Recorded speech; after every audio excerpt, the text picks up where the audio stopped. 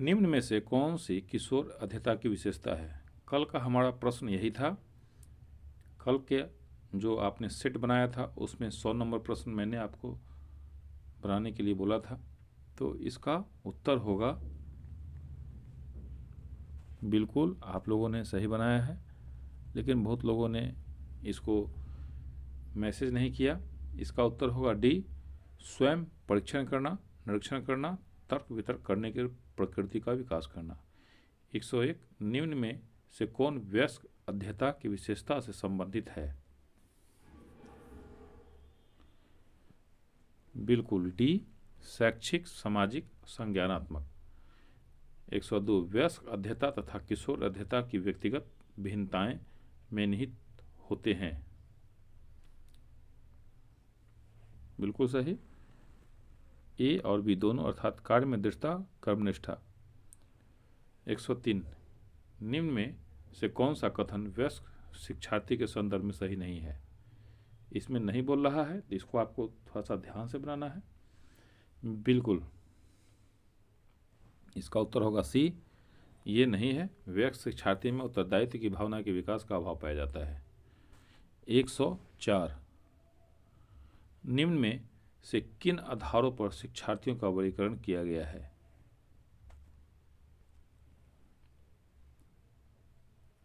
बिल्कुल सी, ए और बी दोनों आधार पे, अर्थात अधिगम प्रारूप के आधार पे, वैचारिकता के आधार पे। 105 शिक्षार्थियों का वर्गीकरण कितने आधारों पर किया गया है? 4 आधारों पे। 106 नंबर प्रश्न को हम लोग देखते हैं। निम्न कथनों पर विचार कीजिए। निम्न कथनों पर विचार कीजिए। अधिगम ऐसी प्रक्रिया है जिसके माध्यम से शिक्षार्थी विद्या ग्रहण करता है।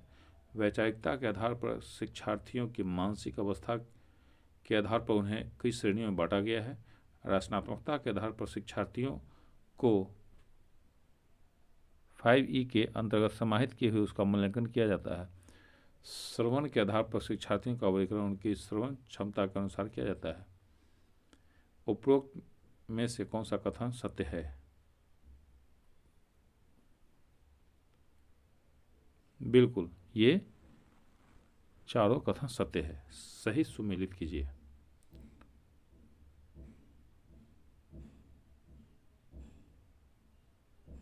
तो 107 का आंसर साथियों बी है।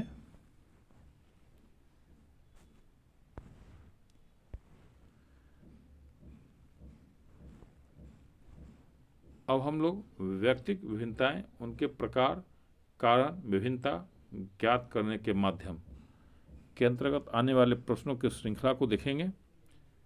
निम्न में से किसके अनुसार व्यक्तिगत विभिन्नताओं से हमारा तात्पर्य व्यक्तित्व के उन सभी पहलुओं से है जिनका मापन और मूल्यांकन किया जा सकता है? साथियों नमस्कार, मैं प्रोफेसर हरि सर आपके साथ अभी UGC नेट के प्रथम पेपर को मैं करवा रहा हूँ आपको। तो आप निश्चित रूप से कॉपी कलम लेकर बैठ गए होंगे और मेरे साथ आप ABCD जो भी आंसर होता होगा इसका आप निश्चित रूप से पहले स्वयं कर रहे होंगे, उसके बाद तब आप मेरे आंसर को चेक कर रहे होंगे। इस तरह अभी जो 3 जनवरी से एग्ज़ाम होने वाला है, 3 से 16 जनवरी तक, उसमें आपका निश्चित रूप से अभी का ये समय काफ़ी इम्पोर्टेंट है। तो आप इन सारे प्रश्नों को रिवाइज रूप में देख सकते हैं। 108 का ये होगा स्किनर। निम्न में से किसके अनुसार व्यक्तिगत विभिन्नताओं से हमारा तात्पर्य व्यक्तित्व के उन सभी पहलुओं से है जिनका मापन और मूल्यांकन किया जा सकता है? स्किनर। निम्न में से किसके अनुसार कोई व्यक्ति अपने समूह के शारीरिक तथा मानसिक गुणों के औसत से कितनी भिन्नता रखता है उसे व्यक्तिगत भिन्नता कहते हैं?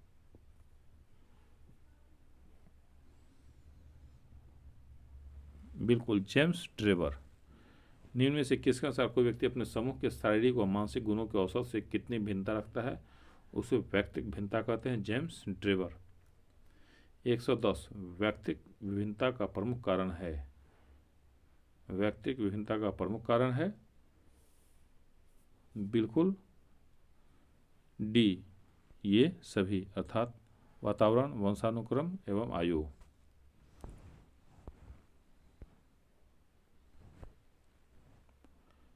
11 नंबर व्यक्तिक विभिन्नता को प्रभावित करता है। व्यक्तिक विभिन्नता को प्रभावित करता है,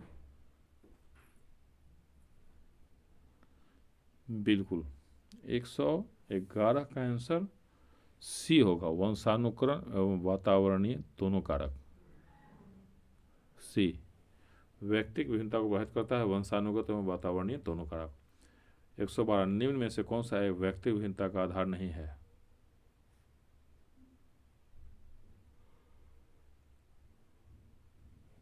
तो बिल्कुल गुण के आधार पर।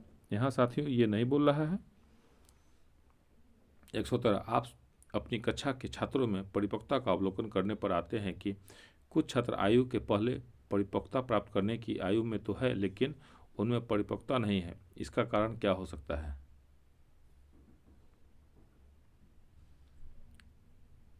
बिल्कुल व्यक्तिक विभिन्नता।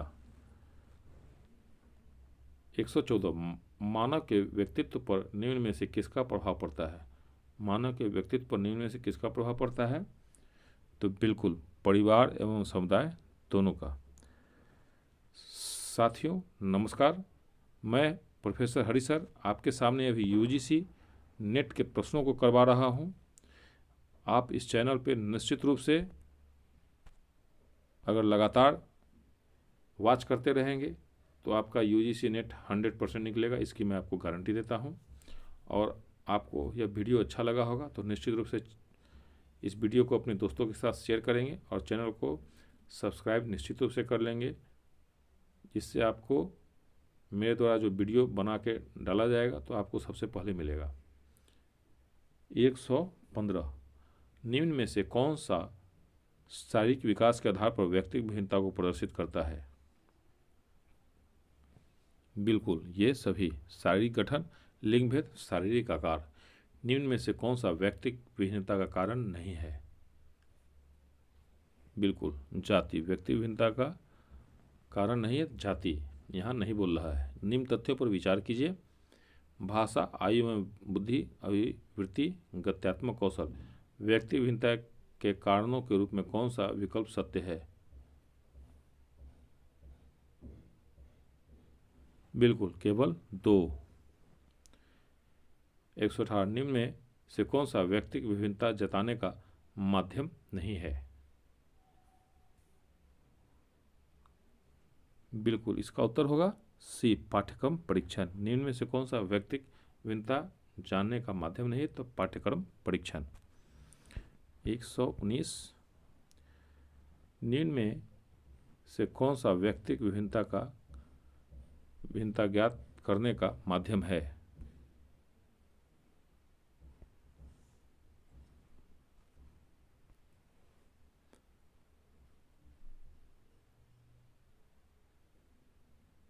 बिल्कुल इसका उत्तर होगा सी, अर्थात उपलब्धि परीक्षण, संवेग परीक्षण। 120 शिक्षा के क्षेत्र में व्यक्तिगत विभिन्नता के संदर्भ में निम्न कथनों पर विचार कीजिए। व्यक्तिगत विभिन्नता का ज्ञान शिक्षकों एवं विद्यालय प्रबंधकों को कक्षा के वर्गीकरण में सहायता प्रदान करता है। व्यक्तिगत विभिन्नता का सिद्धांत व्यक्तिगत शिक्षण पर बल डालता है। कक्षा का आकार तय करने में व्यक्तिगत विभिन्नता का ज्ञान विशेष सहायक होता है। उपरोक्त में कौन सा कथन सत्य है? बिल्कुल ये तीनों सही है, इसका आंसर सी होगा। अब हम लोग शिक्षण को प्रभावित करने वाले कारक एवं शिक्षण सहायक सामग्री के अंतर्गत आने वाले प्रश्नों को देखेंगे। 121 शिक्षण को प्रभावित करने वाले कारक के संबंध में निम्न कथनों पर विचार कीजिए। शिक्षण को प्रभावी बनाने में सफल विधियों एवं शिक्षण सामग्री की महत्वपूर्ण भूमिका होती है। मन, मस्तिष्क, ज्ञान, आचरण, वातावरण आदि शिक्षण के प्रमुख कारक हैं। शिक्षण को प्रभावित करने वाले कारकों में शिक्षक एवं शिक्षार्थी की भूमिका नगण्य होती है। इसका आंसर बिल्कुल बी होगा, केवल 1 और 2 ही सही है। साथियों यहाँ प्रत्येक दिन संध्या 7 बजे वीडियो अपलोड किया जाता है, इसलिए आप निश्चित रूप से चैनल को सब्सक्राइब निश्चित रूप से कर लेंगे।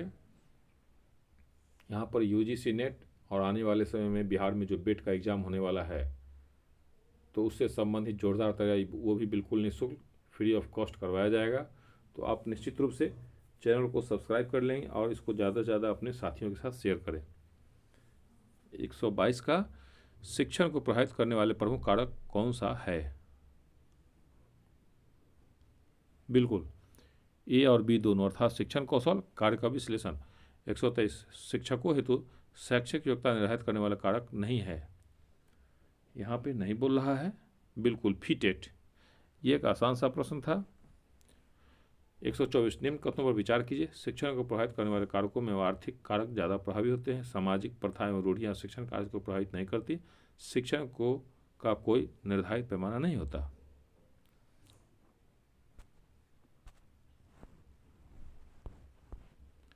उपरोक्त कथनों में से कौन सा कथन सत्य है? तो निश्चित रूप से इसमें आपको सी होगा। 1 और 3 सत्य है। तो 1 और 3 क्या है? शिक्षण को प्रभावित करने वाले कारकों में आर्थिक कारक ज़्यादा प्रभावी होते हैं और शिक्षण का कोई निर्धारित पैमाना नहीं होता। तो इसका आंसर सी होगा, 1 और 3। 125 कोई भी ऐसी सामग्री जिसके माध्यम से शिक्षण प्रक्रिया को उद्दीप्त किया जा सके अथवा श्रवणेंद्रिय संवेदनाओं के द्वारा आगे बढ़ाया जा सके वह शिक्षण सामग्री कहलाती है। यह कथन किस विद्वान का है?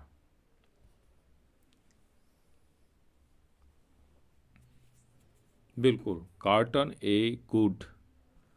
Carton a good. 126 शिक्षण सहायक सामग्री के उद्देश्य के विषय में निम्न कथनों पर विचार कीजिए। शिक्षण सहायक सामग्रियां का मुख्य उद्देश्य छात्रों में रोचक तरीके से के माध्यम से शिक्षण प्राप्त करना है। यह सामग्री शिक्षण के दौरान पाठ्य वस्तु को समझने में सहायक होती है। लिखित या मौखिक रूप से पाठ्य सामग्री को समझाने में इसका महत्वपूर्ण स्थान है। उपरोक्त में से कौन सा विकल्प सत्य है? तो बिल्कुल इसमें ये तीनों कथन सत्य है। 127 शिक्षण सहायक सामग्री को कितने भागों में विभाजित किया जा गया है? बिल्कुल 3 भागों में। 128 शिक्षण सहायक सामग्री का परंपरागत साधन निम्न में से कौन सा है?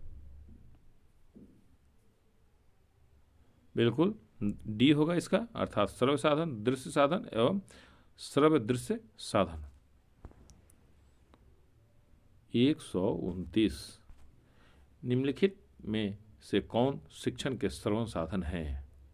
निम्नलिखित में से कौन शिक्षण के श्रवण साधन हैं? बिल्कुल श्रवण साधन ये डी होगा इसका, अर्थात फोनोग्राफ रिकॉर्ड, रेडियो प्रसारण, मैग्नेटिक टेप रिकॉर्डिंग। 130 निम्न में से कौन सा श्रव्य साधन का प्रकार नहीं है? बिल्कुल बी होगा। तो आप देखते हैं साथियों, इस तरह यूजीसी नेट में 10% क्वेश्चन थोड़ा सा आसान रहता है। तो आसान क्वेश्चन के बाद जो टफ क्वेश्चन होता है वो आपको प्रैक्टिस के बिना बनना संभव नहीं है।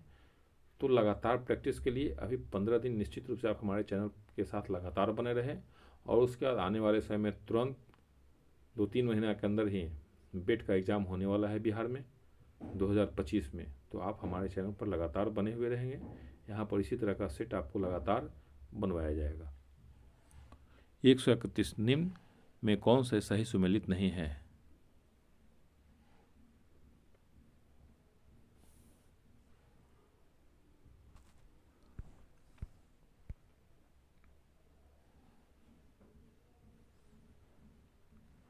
तो इसका जो आंसर है वो ए है।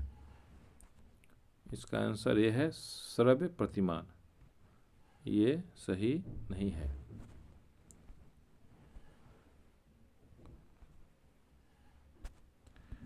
अब हम लोग 132 को देखते हैं। निम्न कथनों पर विचार कीजिए। भारत में वर्ष 1936 में सर्वप्रथम आकाशवाणी से समाचार बुलेटिन का प्रसारण हुआ। वर्ष 1957 में भारत में विविध भारत की शुरुआत हुई। रेडियो एक दृश्य साधन है। उपरोक्त में से असत्य विकल्प का चयन कीजिए। तो यहाँ असत्य बोल रहा है, तो केवल टी, ये एक आसान सा है कि रेडियो एक श्रव्य दृश्य साधन है। तो ये रेडियो सिर्फ सुना जाता है, देखा नहीं जाता है। 133 निम्न में से कौन सा दृश्य साधन नहीं है? बिल्कुल स्लाइड्स। ए। 134 निम्न में से कौन सा दृश्य साधन नहीं है?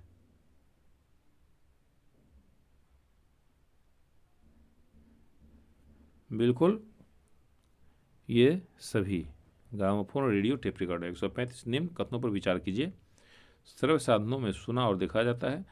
दृश्य साधन में देखने के साथ साथ सुना भी जा सकता है। श्रव्य दृश्य साधन में केवल सुना जाता है, देखा नहीं जाता। बिल्कुल 135 का डी होगा, ये सभी। 136 निम्न में से कौन सुमेलित नहीं है?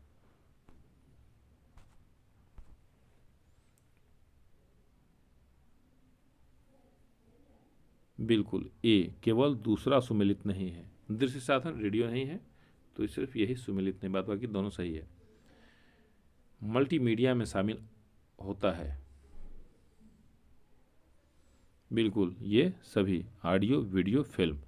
138 निम्न में से कौन सा कथन सही है? ग्लोबल शिक्षण सामग्री का दृश्य साधन है। प्रतिमान काल्पनिक वस्तुओं के प्रतिरूप होते हैं। स्लाइडर सूक्ष्मतर पदार्थों के अध्ययन में सहायक होता है। ग्राफ सांख्यिकी एवं परिणात्मक संबंधों के दृश्य के रूप में प्रस्तुत करता है। तो 138 का साथियों बी होगा, प्रतिमान काल्पनिक वस्तुओं के प्रतिरूप होते हैं।